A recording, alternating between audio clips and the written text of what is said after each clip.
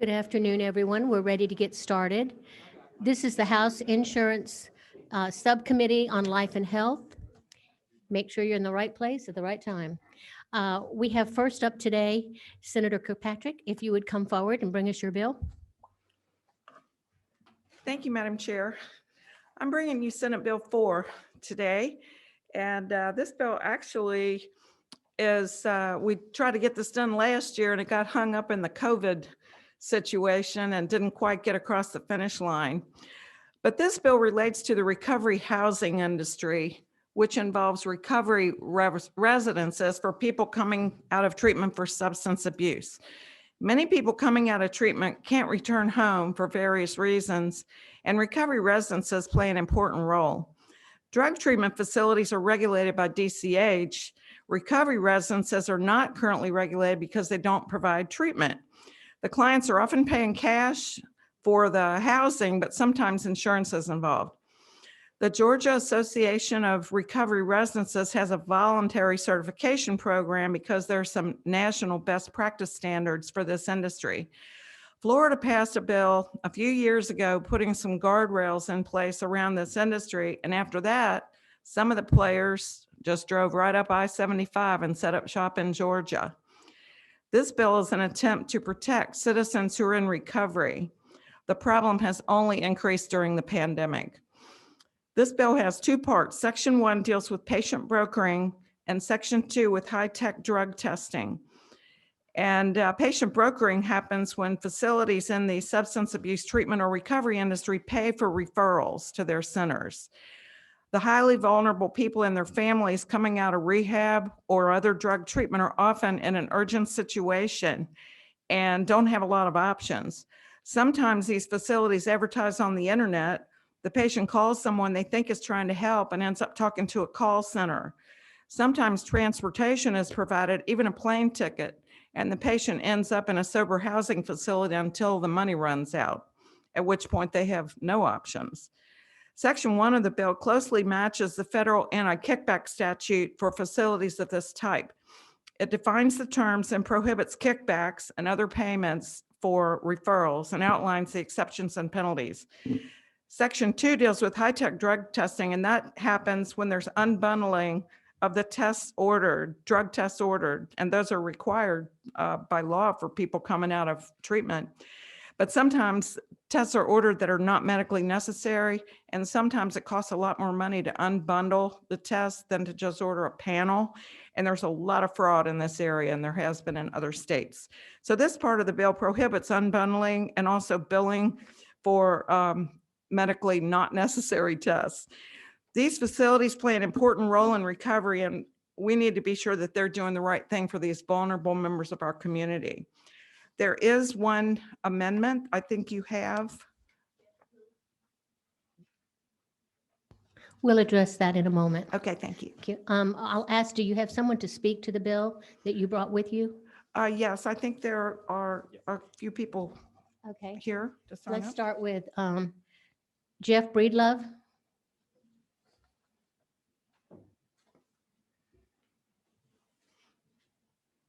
Thank you, Madam Chair. I'm Jeff Breedlove. I'm a person in long-term recovery, and I am the Chief of Policy at the Georgia Council on Substance Abuse. We are happy and privileged to be here today to speak in favor of this important bill to our community. There's over 800,000 people in Georgia in recovery. This bill will save many lives and will strengthen many families. Unfortunately, the reality is there's exploitation going on. It's basically human trafficking. And when families are at their most vulnerable situation, predators are taking advantage of them. They may be a family that's privileged to have some money and they drain them dry. They may be a family with no money and no resources, and they still get exploited in other ways that are just as devastating. So this cuts across every demographic. It cuts across every part of our state. And it doesn't matter if you're red or blue, it just comes after Georgians. And we're so thankful that this passed the Senate last year. We understood that it got held up because of COVID. We certainly understood that. We hope this year the House will make it a priority since it's already been delayed. There's many, many people watching this and hoping that the House will allow this to move forward. in a unanimous and bipartisan way. I also will conclude by saying there's over 32 recovery community organizations in the state, generously funded by the General Assembly. Some of them are in districts of members on this subcommittee. There's a great one in Gainesville, a great one in Cartersville, and there's many, many others. I know someone from Cobb is going to speak in a minute. I just want you to know that I know the three of us have the privilege to be here today, but I know that they would agree with me that we represent the good wishes of thousands and thousands across this state as you deliberate this bill, and we hope it will come out with a due pass. Thank you, ma'am. Thank you very much. Next, Missy Owen.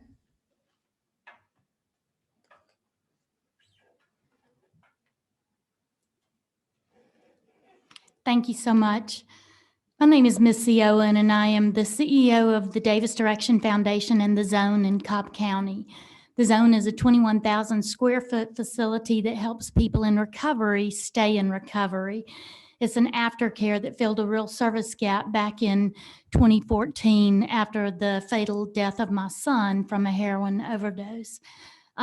We were called by God to start something that would help people and help save lives, and fill that service gap that nobody was filling when people were coming out of rehab and out of incarceration and trying to stay clean. There was nothing there to help them be able to do that.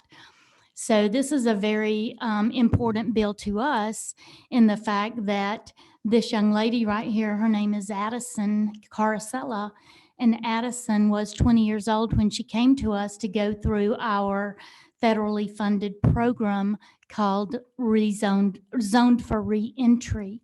And we put them through a 10-week internship program trying to help them build their skills, their job readiness skills, their financial skills, their boundaries, relationships, all the things that they needed to be able to come back into society productively. Well, since the day that Addison came in, she was being hounded by detox and rehabs to come back out and relapse, basically, so that they could make money off of her with this brokering deal they had going. So after the loss of her boyfriend, she lost all hope and said, what am I doing? I'll just go do this. They paid her $10,000 to go back to a facility, relapse, go through their program so they could charge insurance. They put them all back after they detox. They put them all back in a hotel room, let them start the cycle all over again. And on the third time, Addison overdosed and she lost her life last year.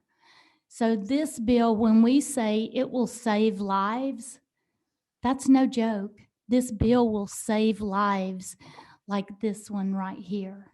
So I would appreciate you taking it into very, very high consideration and considering all the things and the lives that it can do and will save. Thank you. Thank you very much. Next, Heather Hayes. Thank you so much for having me. I'm Heather Hayes. I'm a licensed professional counselor, and I've worked in the counseling field for 38 years now. And tomorrow I will have been sober 39 years. So I got sober as a young adult. And patient brokering, I mainly work these days as an interventionist. So what that means is that I am out on the front lines working with vulnerable families, people who are trying to get into treatment. And I come up against patient brokering all the time. I had an issue just about 6 weeks ago, and there was absolutely no recourse. And it was as if I was going up against a bounty hunter trying to grab my client and sell this vulnerable individual. And that's exactly what patient brokering is. It's a huge problem across the country. Several states have passed laws, Florida, California, making it illegal, and a number of the bad players have come to Georgia. And if I were to sort of, simply say what patient brokering is, it's being prosecuted by the FBI under human trafficking, because that's exactly what it is. And if we had any other illness, if we had a child with leukemia whose parents reached out to a call center or an individual and found out that their child was put in a facility, not because it was the best facility for their child, but because it was the facility that paid the most that day to the call center, basically auctioning off children, we'd be outraged. And yet that's what's happening here in Georgia and across the country. During the pandemic, we've seen a rise. We went from 197 overdose deaths a day before the pandemic to 223 overdose deaths a day since then in the last 12 months. And as insurance, one of the things that happened is the parity bill was passed and insurance became available for people suffering from addiction and mental health issues. We saw a lot of predators come in and really try and take advantage of that. So again, they're paying people to place others in treatment.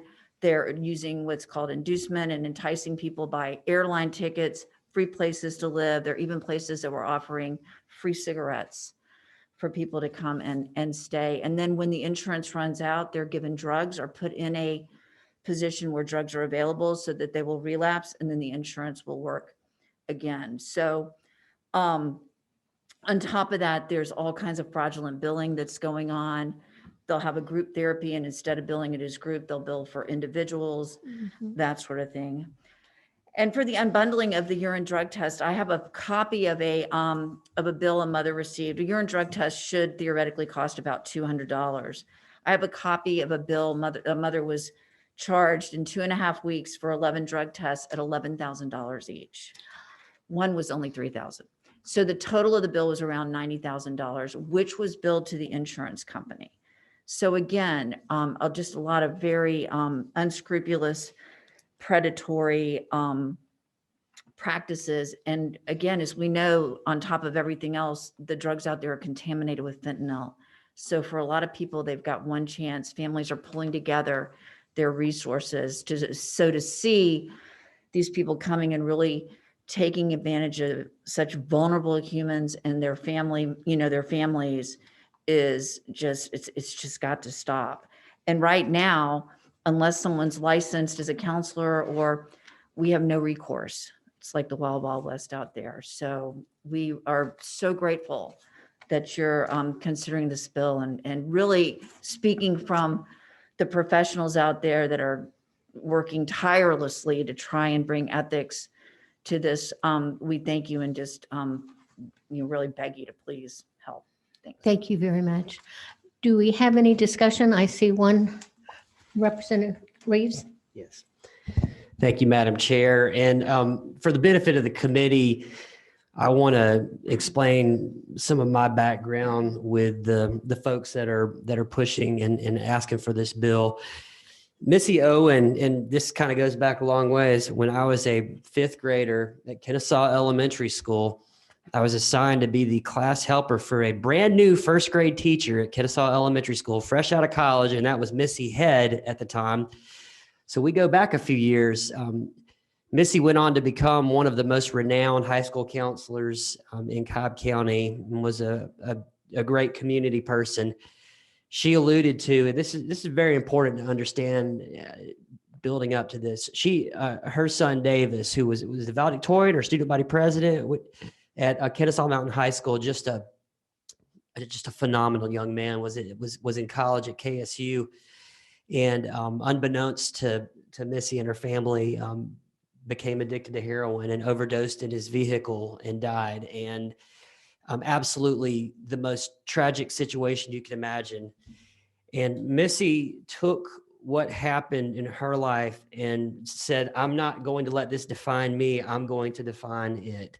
She dedicated her life for the rest of her life to investing and building up the recovery community. And she has established a nonprofit in Cobb County, which I've had the privilege of being on the board for about 5 years now, the Davis Direction Foundation. And I say this, I want the members of this committee to understand that she's become a leader in the state of Georgia, the state of Georgia recovery community, and all of the nonprofit efforts look to her and what she's done, because it's been revolutionary in the approach and the skill sets that she's brought to this. She single-handedly, she won't take credit for this, but she single-handedly is championing addiction recovery in Georgia. It's absolutely inspiring. It's one of the things that I have a great privilege of being up and close and personal with. And what we've seen, this industry is just, it's saturated in fraud, and it's so unfortunate. I've experienced it with clients that I've had in my law practice that we have gotten to rehab and gotten help. It is unbelievable, the predators that are out there that look to take a great thing such as a recovery, addiction recovery, and they figure out how to exploit it and how to make a buck. In my district, one of the problems that we have had is that we've got all these sober man homes that pop up in neighborhoods. Instead of flipping houses these days, you buy a house and you make it a sober house. And you get people with insurance and you bring them in, and they're unregulated, they're unmonitored. They're just people living there and nobody really knows what's going on. There's not accountability. It ruins the face of a neighborhood when a bunch of sober houses come in, and it's a completely unregulated industry. There are people that are taking advantage of insurance policies. And what was it? Senate Bill 99. What was the bill in Florida? 307. So it was Bill 307 in Florida. Huh? 807, House Bill 807 in Florida, passed several years ago, and which is what this is modeled off of, and it cured these issues in Florida, or at least it made a dent such that the industry moved north. And this is big stuff, and we need to do this. We have got to help purify this industry and take out these bad players, because right now it's open season in Georgia. So I am very thankful for Senator Kirkpatrick and for Heather and Missy from the Davis Direction Foundation. I'm very, very privileged to, if this bill passes this committee, then I'll be carrying this on the House floor, and it's something that I'm very passionate about. And I just wanted the committee to hear the context of my background with this. So. Thank you very much. I appreciate your sharing that. Are there any other questions or further discussions? Do we have anyone else from the audience that wants to say anything? Okay, at the appropriate time. Madam Chair, I'd like to make a motion do pass. Is there a second? We have a second? Okay, thank you. All right, we have the message. All in favor, say aye. I think there's an amendment we need to. Okay, sorry. We do have an amendment to it. Now, will you bring the amendment? I'm sorry about that. This just adds a few words that were inadvertently left out, because if you look at lines 64, I believe, 64 through 66 of the original bill, that we incorporated federal laws, but we left out the accompanying regulations. And so the amendment just makes it clear that we're talking about federal law and the accompanying regulations. That's all it does. Okay, thank you. We will now say, do we have a motion for the amendment? I'll move on that amendment. Okay. All in favor, say aye. Aye. Okay, now we can move on to the vote on the bill as amended. Again, we have a motion. We have a second. All in favor? Aye. Any opposed? The bill passes. Thank you.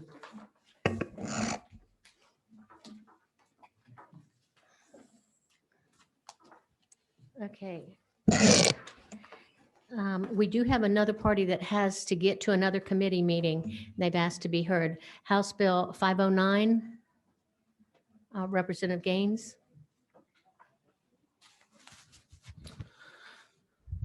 Thank you, Madam Chair.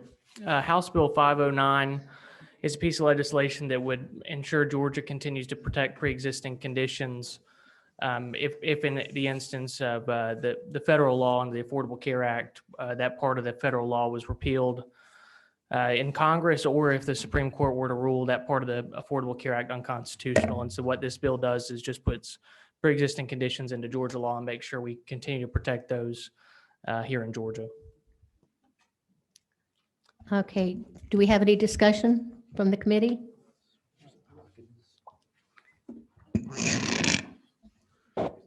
Yeah, does this apply to short-term plans also? Or do you know? And we do have folks in the Department of Insurance who maybe could better answer that question. What this simply states is that for any on lines 31 and 32, that they would have to offer at least one reasonably priced comprehensive major medical health insurance policy to individuals with pre-existing conditions. I don't know if That the have Department of- existing condition language? Because right now, short-term health policies do not have to have that. Some of them, I mean, some of the ACA does not require them to have that. This wouldn't change that. That's what I was afraid of. Yeah, okay. I don't know that you could change it. Okay, thank you. Okay, we have a question online. Please go ahead. Are you recognizing me, Madam Chair? Yes, Oh, thank you. It's Representative Shannon here. I just have a quick question about this. I don't object to the principle of the bill because obviously this is something that was closely modeled after Obamacare, but it seems like a trigger bill in case Obamacare were to fall. I guess I just have a question about the implementation of it, where you're saying that there would have to be a major carrier that would carry folks without penalizing them for pre-existing conditions. The question is, how would you implement this? Because who would be responsible? You can say that a carrier has to exist that would allow people to sign up and not penalize them for pre-existing conditions. But how would you decide, which carrier would have to do this? Because the main part of the bill that you're talking about is Republicans have been attacking the provision over time that forces folks to have health care or get a tax. And that was the main thing that made insurance companies have skin in the game. So now we've had the problem in Georgia where there's been companies in and out. First, we had Humana, who was a major carrier. They were here for like a year. Then they left. Then we had Ambetter. I mean, there've been a bunch of carriers in and out and a lack of stability from carriers. So how are you going to force a carrier? I mean, it's easy to say that somebody has to do this, but how do you decide who's going to do this? Well, so as the bill's written, it is a trigger bill, as you stated, and my honest assessment is that if the Affordable Care Act were to be overturned, there would have to be a multitude of other pieces of legislation that we would have to pass in the General Assembly, and frankly, I think there's things we need to do anyway. But my expectation is if that were to be ruled unconstitutional, or if Congress were to overturn it in federal law, that there would have to be other provisions we'd have to add into the law. But what this bill does is it puts our foot on the ground that we're going to continue to protect pre-existing conditions here in Georgia, and that's something that I think is a really important step that we take. Just as a follow-up, yes, I agree that's an important step, but the provisions you're talking about, which you're right, this bill would have to be a lot more comprehensive to be legitimate. But those provisions that would need to be passed are the things that Republicans have been attacking across the country. The provision of making sure that people understand they have to have. Excuse me, we are not going to get political at this committee. I appreciate your input. These are things that will be ironed out by the department. Thank you. We also have a question. Okay, are there any other questions or anyone that wants to speak to the bill? Okay. Yes, thank you. I just have one quick question. I may just be missing it, but is there a reason why you didn't call out the pre-existing conditions that would be covered? I just want to make sure there's no ambiguity and someone has the latitude to just decide on their own what is a condition that they're going to cover or not. Yeah, the pre-existing condition language that we used is modeled after Florida passed the same piece of legislation either last year or the year before. So that's where that language came from. But it leaves out specifically either referring to the preconditions established through the Affordable Care Act or any other specific conditions. So I feel like it leaves an opening for an insurance carrier to decide what is a pre-existing condition they're going to cover and not, because it's nothing that references what will be covered or what will be considered pre-existing and not. So the Department of Insurance, which I think they're here, they would have to approve these plans, and that's why also we use the reasonably priced language. They would have to approve those plans and offers. So my guess is, and working with them, the pre-enrollment questionnaire, that they would be able to work through that and make sure that those are covered. But I don't know if someone with the Department of Insurance is here that can speak to that a little bit better. Hi, I'm Martin Sullivan. I'm the Chief of Staff at the Department of Insurance. Our office does currently, and we are strong supporters of this bill because we feel it helps give a little backstop to consumers in case the ACA is overturned. But our office does currently review and approve all rates and what is covered and not covered. So we would follow the intent of the law, which is to make sure all pre-existing conditions are covered. Intent of which law? Of this bill, that we would continue covering pre-existing conditions. I still don't think it answers what would be considered would pregnancy still be considered a pre-existing condition that would be covered? Would Crohn's disease or colitis, or, I mean, that's what? Yeah, and our office, our insurance regulatory team works to make sure all ACA plans are currently compliant with those pre-existing condition rules, and they know them backwards and forwards, and they would follow the same ones. Okay, I don't want to exhaust it, but I think if the premise is to have something as a trigger, if ACA is ruled unconstitutional, there should be something of a reference to make sure that preconditions today are still going to be preconditions when this takes effect. Yes, sir. Madam Chair. I'm not recognizing you. Thank you. All right, it's time for a vote. Do we have a motion? Do we have a second? All those in favor say aye. Those opposed? No. No. The ayes have it. You got your Thank you, bill Madam Chair. passed. Thank you.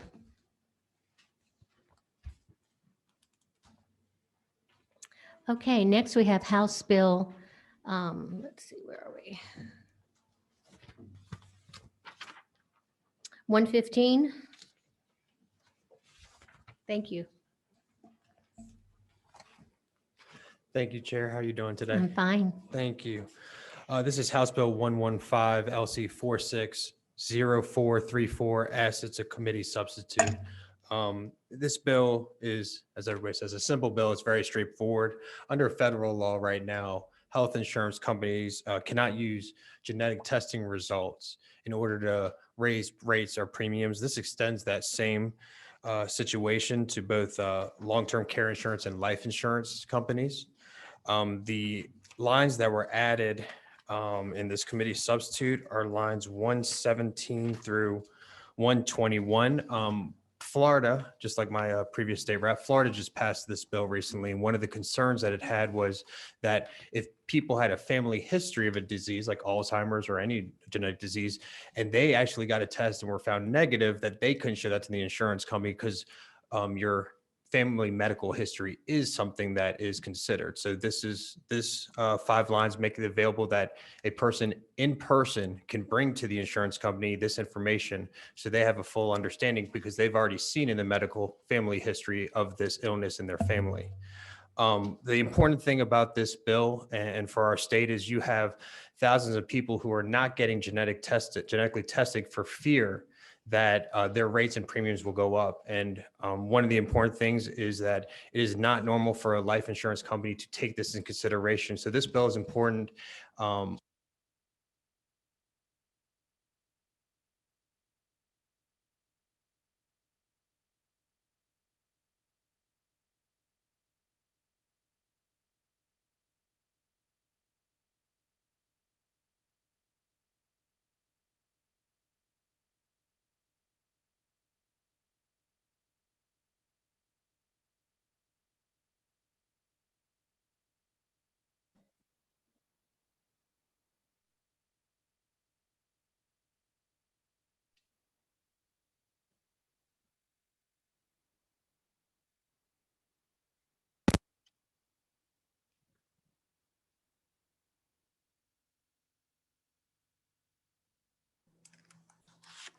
Excuse me, did we lose picture?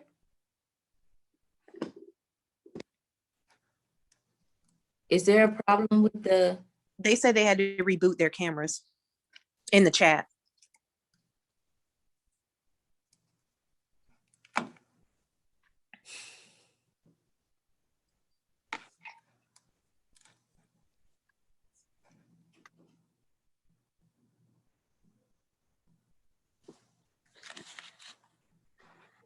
I'm not sure if anyone can hear me. We can hear you. Oh, great. I think I'm supposed to speak after Representative Walensky. So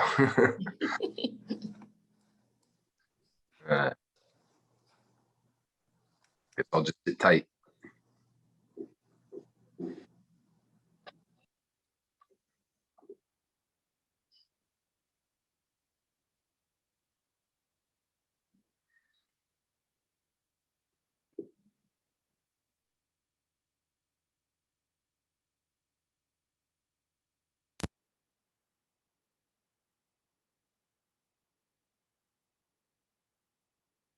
By phone, if that's okay, Chair. I can just put them on speakerphone. Do you want me to put them on speakerphone? That's fine. All right, Jeremy, I'm putting you on speakerphone now. You can proceed. Great, thanks. Can everyone hear me okay? Yes. Great. Well, thanks everyone for hearing me, and in particular, thanks to Representative Walensky. My name is Jeremy Stallman. I was born in Northside Hospital.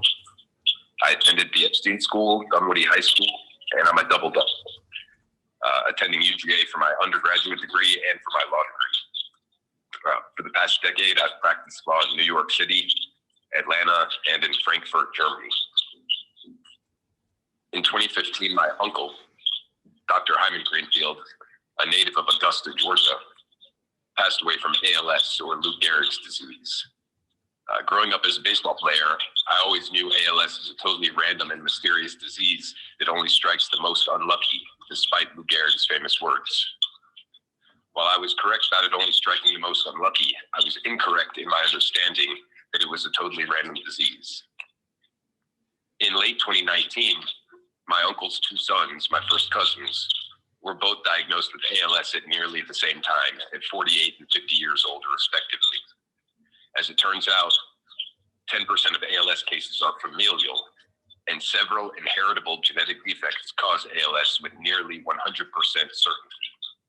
That is the case for the gene in my family, C9orf72. I later learned that my mother carries the genetic defect, leaving me with a 50% chance of carrying it too. With this particular gene, strangely, men seem to get the disease at a younger age than women, and each subsequent generation seems to have a younger age of onset as well. I quickly enrolled in several studies that aim to unravel the genetic pathways and develop potential therapies at Mass General Hospital in Boston, at UPenn in Philadelphia, and at Emory here in Atlanta. During the enrollment at each study, it was stressed to me that I should obtain life insurance and disability insurance prior to finding out my genetic status, as the federal law, GINA, would not protect us. I subsequently helped create an advocacy group with the support of an existing nonprofit, I Am ALS, and met countless others in the same boat. We are in contact with genetic therapists, researchers, pharmaceutical companies, and doctors, all with the aim of speeding up the development of effective therapies. The common theme from everyone is that they need more participants to further research, and that the possible legal detriment of obtaining one's genetic status dissuades participation in a substantial way. Therefore, I Am ALS, along with other groups that advocate for genetic diseases, have committed to reducing this legal detriment through legislative action. The next forefront in technological advancement lies in understanding human genetics. The applications and possibilities for great leaps forward in treating previously untreatable diseases is endless. This benefits everyone who may suffer from genetic diseases, which, as my family proves, can be anyone. I made it 37 years before discovering genetic disease in my family. So I can tell you it can happen to anyone. I understand the insurance lobby is opposed to this bill. I also understand that currently, at least, actuaries do not consider genetic status. In effect, therefore, the insurance lobby is holding back medical research merely as a prospective possibility of including a new data point.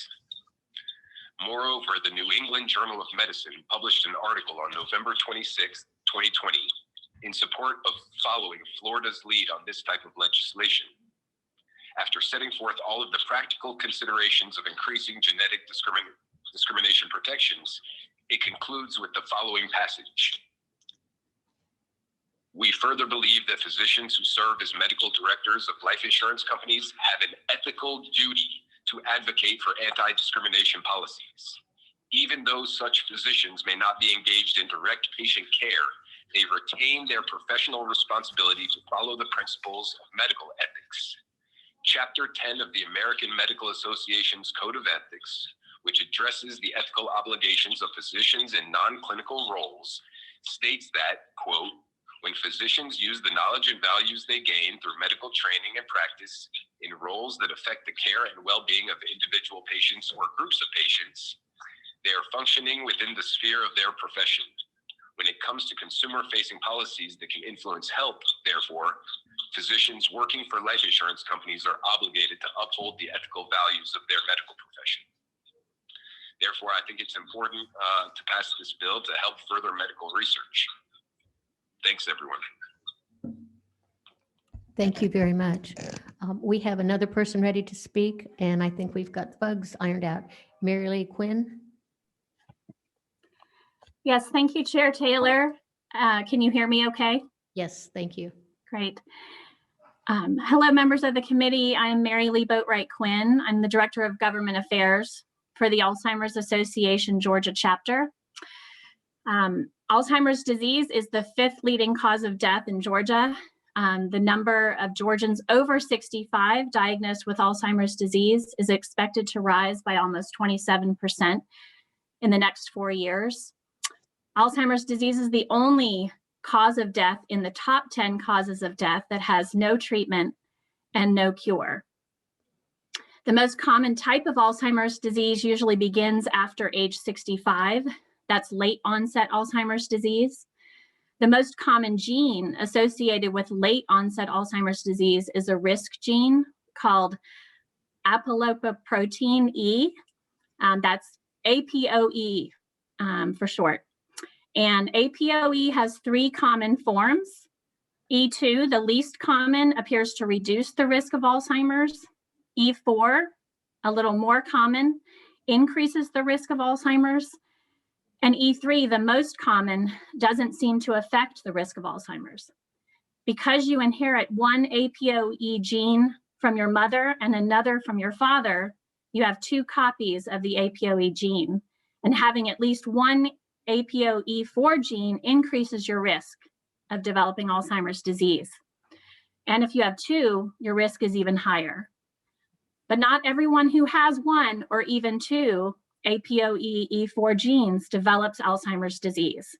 And the disease occurs in many people who don't even have an APOE4 gene, suggesting that the E4 gene affects risk, but is not a cause. Other genetic and environmental factors likely are involved in the development of Alzheimer's disease. So now that genetic testing has become so readily available, many people with a family history of Alzheimer's disease are opting for genetic testing for this gene. It is critical that we protect their health information and genetic results, and the Alzheimer's Association is in full support of HB 115. And I will tell you, in my personal experience of working for the association, I have a number of family and friends who do say that they fear getting the genetic testing because of what could result with insurance. So thank you so much for the opportunity to testify virtually. Thank you very much. Is there anyone else that would like to chime in on this? Do you have any? Okay. Yes, please. Identify yourself and go to the podium.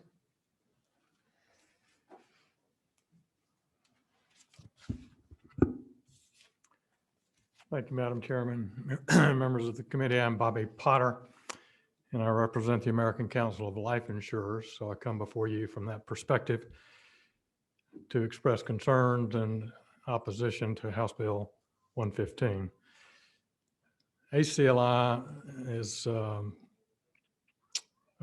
member group that has about 436 life insurers licensed to write business in the state of Georgia.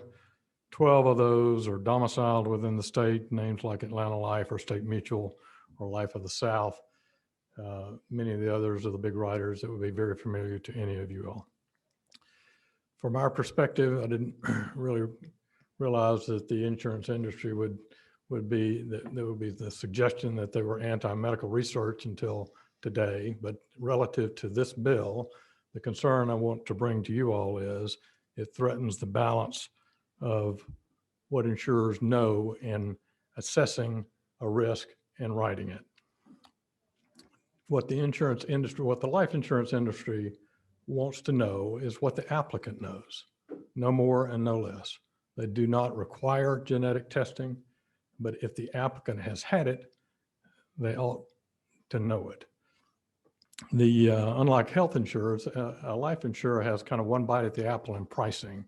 They get that information and they can price a risk accordingly. But like things that have occurred along the way, there are increased risks with both long-term care and with life insurance. You've heard from two agencies or two associations that deal with very difficult diseases. But life insurers as well would like to know and ought to know relative to the background, the medical background of an applicant, whether it's high cholesterol, what type of cholesterol it is. A smoking history is clearly an item that would be essential to know. It's not that one would not write life insurance or not write long-term care, but it would be in a different classification and a different pool. And it would be similar with other diseases and other disease processes that might be shown by genetic testing.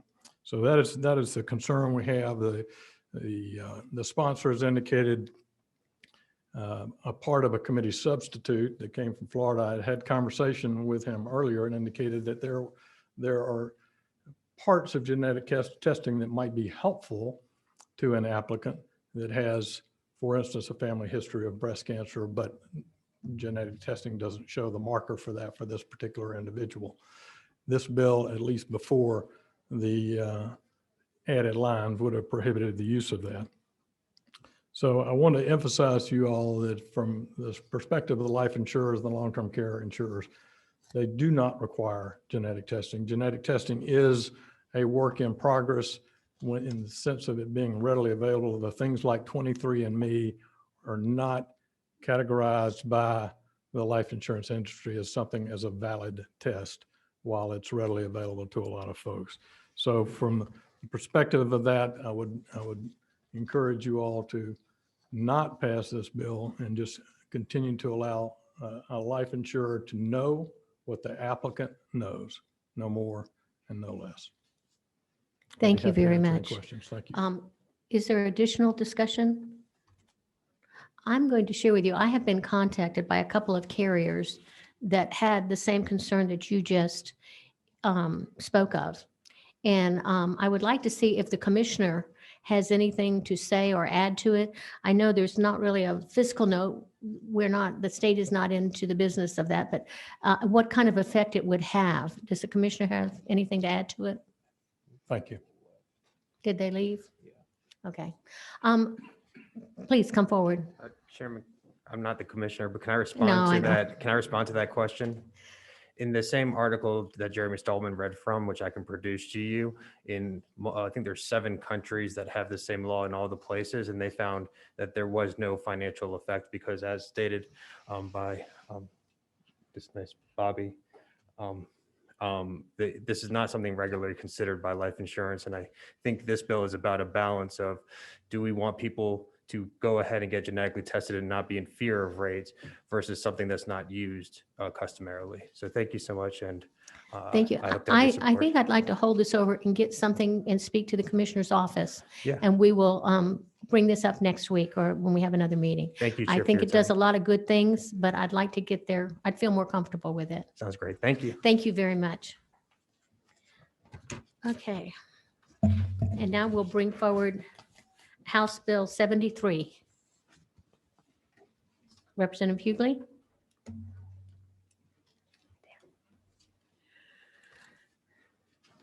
Thank you, Madam Chair, members of the committee. I bring to your attention House Bill 73 this afternoon. This bill comes to me as a result of constituents who've been concerned about the high cost of insulin. and the rising out-of-pocket costs that patients must pay for insulin.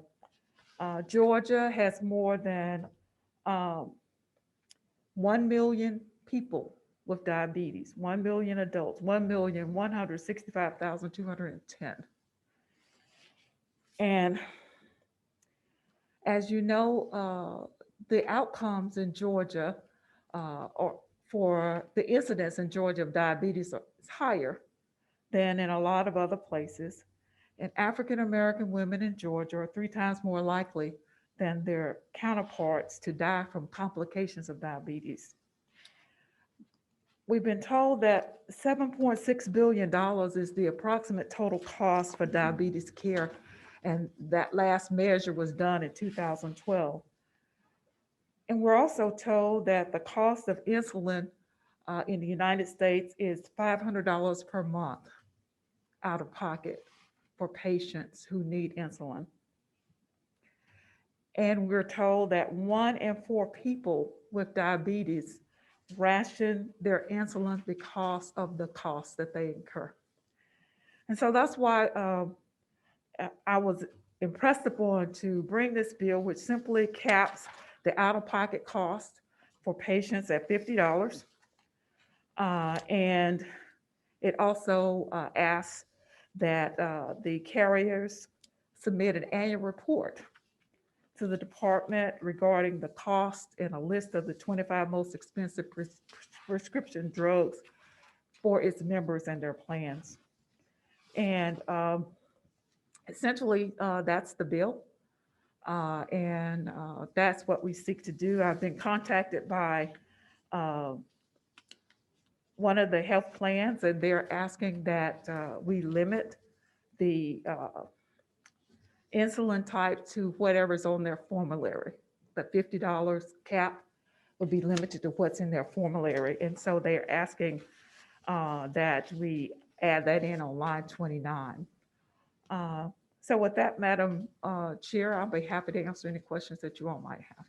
Thank you. Do we have any questions from the committee? Okay, we do have a few people that want to speak to this bill. Let's see, Jesse Weatherington.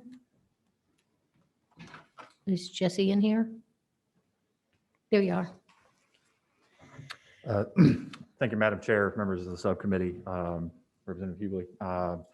My name is Jesse Weddington. I'm here on behalf of the Georgia Association of Health Plans, which is a trade association representing the commercial and small group individual health insurance industry in the state of Georgia. I have to rise in opposition to House Bill 73 today, but wanted to share some information around our current practices with the members of the committee as well. It certainly is a well-intentioned bill, and it's an issue that impacts hundreds of thousands of our members across the state, across all of our carriers. To share a little bit with you about current practices, I've asked all plans to submit what their insulin policies are, and I'll be happy to share that with the committee at the appropriate time. But just to give you a sense of what we're currently doing, I have one plan that reported that the insulin benefit is just built into a copay. And so oftentimes if it's on a lower tier, that can be less than $50 out-of-pocket cost. One of the PBMs that also serves many of the health plans reported they have an insulin copay cap at $25 for all plan members. Another large PBM reported they have a $0 out-of-pocket cost for insulin products for their members as well. Several carriers offer for an employer-sponsored benefit where they're just a TPA. They can allow and have plans where there is no cost out-of-pocket for the members to access insulin. Additionally, I'm not here to represent manufacturers, but many of them as well have out-of-pocket limitations that they've negotiated on a state-by-state or plan-by-plan basis that caps. I'm aware of one that's a nationwide plan for $100 out-of-pocket. Additionally, to speak to the Medicaid portion of the bill, current Medicaid policy across fee-for-service and all managed care entities is that there is $0 to $3 out-of-pocket maximum cost sharing for any drug, including insulin. So that's kind of where the current state of the industry's practices are. Again, this is a well-intentioned bill, but it fails to get at the root cause of the cost of insulin, which is that the manufacturers, 3 of which control almost the entire U.S. supply of domestic insulin, have aggressive pricing power. They utilize it, and the price of insulin out of pocket has gone up by more than 300% since 2002. Insurers and PBMs are, trying to do what we can to maintain cost effectiveness for our members, and that includes access to insulin and diabetes products as well. Okay. I have a question. You may have that information. And maybe I need to address it to the author of the bill. There are so many other medications besides insulin. Would it affect them? No, it's just insulin only. Okay, thank you. Thank you very much. We have another person. Any questions? Thank you. We have another speaker. Greg, you want to come forward, introduce yourself and who you're with? Yes. Good afternoon, Madam Chair and committee. My name is Greg Rybold, and I represent the Georgia Pharmacy Association, and we represent pharmacists across practice settings throughout the state of Georgia. And here to testify in support of House Bill 73, and thank Representative Hughley for bringing this. I would say that the explosion in insulin costs is, a symptom of a larger broken prescription drug benefit program in this country, but it's a symptom that patients in Georgia feel acutely, right? The co-pays and the prohibitive cost forces patients oftentimes to choose difficult decisions, right? Pay for their insulin or make their car payment. Pay for their insulin or make their mortgage payment. And so the cost of insulin is out of control. Certainly it's a complex issue, but I would note that, there's a lot of data out there. And, the cost of insulin between, I would say 2013 through 2019 has increased the list price anywhere from 56%. And when I say list price, this is at the wholesale level from the manufacturer to the wholesalers, but anywhere between 52 to 70%. But if you kind of look in that same period, in 2014, pharmacy benefit managers were extracting around 2 to 4% in rebates. And you fast forward to 2018, and they're extracting around 56% in rebates. We've seen up to that amount. And so that means the pharmacy benefit managers are driving these costs in significant ways. And they do that by basically formularies, pay to play, right? If you don't pay these rebates, you're not on the formulary. And there's no question that that's a material part of what's driving up these costs. And then on top of that, they've got some other games. On top of the rebates, there's administrative fees that pharma is forced to pay and drug manufacturers are forced to pay when a prescription is filled at the counter. Very complex and very convoluted. Senator Chuck Grassley's committee not long ago did an extensive report on insulin in particular. And I think, draws some fascinating conclusions that I think is worth everybody's time. But, the bottom line is all of these rebate practices and these admin practices, it does affect the cost to patients. And it's an acute issue. And so I texted just a couple of pharmacists this morning. And I said, hey, do you have any examples of insulin copays that you feel are a barrier to care? And so here's one this is one they texted me from February 16th, and it's a $311 copay for 37 days, $311 copay. Another one texted me another one that was $400. And then here's one that was today. This one isn't quite as extreme, but it was $96 for 30 days. But it went with another drug that had a copay of over $300, right? So I'm sure there are pharmacy benefit managers out there and insurers out there that have some things, certainly in place. And I would say, Medicaid managed care, I don't think the copay problem is something we see there, at least not acutely in Medicaid managed care because they have the lower copays. But boy, when you're talking about, this was 3 checks to 3 pharmacists, right? And these are the copays that we're getting back. So, make no mistake, this is a serious problem. I think, Georgia has done fantastic work in trying to rein in certain practices of pharmacy benefit managers. But when you look at copays like this, I think there's more work to do. And certainly this is something that would help preserve patient access to care, because what my pharmacists are telling me is patients are foregoing their insulin because they can't afford it. And, what are the costs to society for that? What are costs to patients to that? Hospitalizations, you extrapolate that out and there's real costs. And so, this is something that the Pharmacy Association is certainly in support of.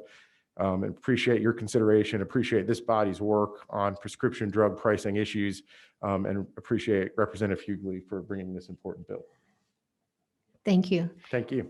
Are there any other comments on this bill? And do I Hear a motion? Any further discussion? Those in favor? Aye. Those opposed? The bill passes. That concludes our agenda for today. Thank you.